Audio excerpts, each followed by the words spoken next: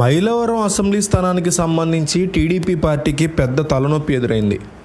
తెలుగుదేశం పార్టీలో చాలా రోజుల నుంచి ఉన్న దేవినేని ఉమా మొదటి నుంచి ఈ నియోజకవర్గంలో సీటుని ఆశించారు.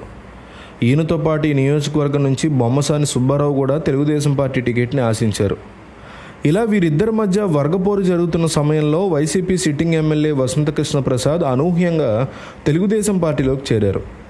వసంత టీడీపీ పార్టీలో చేరడంతో ఒక్కసారిగా మైలవరం టీడీపీ క్యాడర్కి 3 వర్గాలుగా చీలిపోయింది. ఇలా 3 వర్గాలుగా చీలిపోయిన సమయంలోనే బొమ్మసాని సుబ్బారావు వసంతకి టికెట్ని కనుక ఇచ్చినట్లయితే ఆయన ఓడిపోతారనే వ్యాఖ్యలు కూడా చేశారు. కానీ ఆ తర్వాత వసంతకృష్ణ ప్రసాద్ పార్టీ టికెట్ దక్కని వారిని కలిసి బొజ్జగింపులు మొదలెట్టారు. అందులో భాగంగా బొమ్మసాని కాస్త మెత్తపడి వసంతకి సపోర్టుగా నిలిచారు.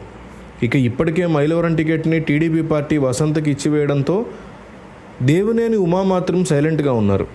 ఆయన ప్రస్తుతం తనకు సంబంధించిన వ్యక్తులకు కూడా ఎలాంటి సమాచారాన్ని ఇవ్వట్లేదని తెలుస్తోంది. వసంత ఎంట్రీతో 3 వర్గాలుగా చీలిపోయిన టీడీపీ కేడర్ ఆ తర్వాత బొమ్మసాని వసంతకి సపోర్ట్గా నిలవడంతో 2 వర్గాలుగా మారింది. ఇకపోతే వసంత అందరినీ కలుపుకోపోవాలని చూస్తున్నట్టు తెలుస్తోంది. అందులో భాగంగా మరికొన్ని రోజుల్లోనే దేవినేని ఉమాని కలిసి పరిస్థితిని వివరించి సర్ది చెప్పే ఆలోచనలో ఉన్నారనే మాటలు కూడా మనకు వినిపిస్తున్నాయి. అయితే దేవినేని ఉమామహేశ్వరరావు తెలుగుదేశం పార్టీలో సీనియర్ నేత. గత ప్రభుత్వ హయాంలో మంత్రిగా కూడా పనిచేశారు.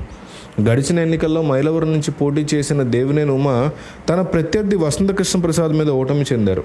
ఓటమి పాలైనప్పటికీ రాజకీయంగా ఆయన యాక్టివ్గానే ఉన్నారు. ఓ రకంగా చెప్పాలంటే వైసీపీ ప్రభుత్వం మీద భారీ ఎత్తున ఆయన విమర్శలు గుప్పించేవారు. నియోజకవర్గంలో తన మీద గెలిచిన వసంతకృష్ణ ప్రసాద్ మీద అంతే స్థాయిలో విమర్శలు గుప్పించారు. వీరిద్దరి మధ్య ఉన్న విభేదాలు తారాస్థాయికి చేరుకున్నాయి. ఒకరి మీద ఒకరు వ్యక్తిగతంగా కూడా పలుమార్లు విమర్శలు చేసుకున్నారు. అయితే అనూహ్యంగా వసంతకృష్ణ ప్రసాద్ తెలుగుదేశం పార్టీలో చేరారు. గత ఎన్నికల్లో గెలిచిన మైలవరం టికెట్ని పొందారు. ఇదే ఇప్పుడు మాజీ మంత్రి దేవినేని ఉమా యొక్క ఆగ్రహానికి కారణమవుతోంది. తెలుగుదేశం పార్టీలో సీనియర్ నేతగా అధినేత చంద్రబాబుకు అత్యంత సన్నిహితంగా మెలిగే తనకి టికెట్ కేటాయించకపోవడం వల్ల దేవినేని అసంతృప్తితో ఉన్నట్టు తెలుస్తోంది. ఒకానొక దశలో పార్టీని వీడేందుకు సిద్ధమయ్యారు, కానీ మళ్ళీ వెనక్కి వచ్చారు.